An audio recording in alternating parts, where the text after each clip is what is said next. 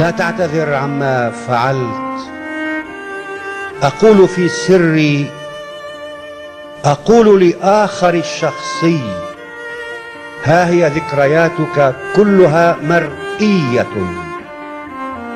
ضجر الظهيرة في نعاس القط، عرف الديك، عطر المريمية، قهوة الأم، الحصيرة والوسائل، باب غرفتك الحديدي، الذبابة حول سقراط، السحابة فوق أفلاطون، ديوان الحماسة، صورة الأب، معجم البلدان، شكسبير، الأشقاء الثلاثة والشقيقات الثلاث، وأصدقاؤك في الطفولة والفضوليون.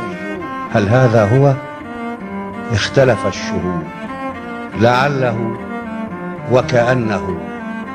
فسألت: من هو؟ لم يجيبوني.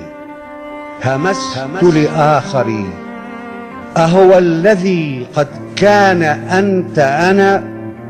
فغض الطرف، والتفتوا إلى أمي لتشهد أنني هو، فاستعدت للغناء على طريقتها: أنا الأم التي ولدته، لكن الرياح هي التي ربته. قلت لآخري: لا تعتذر إلا لأمي، إلا لأمي، إلا لأمي.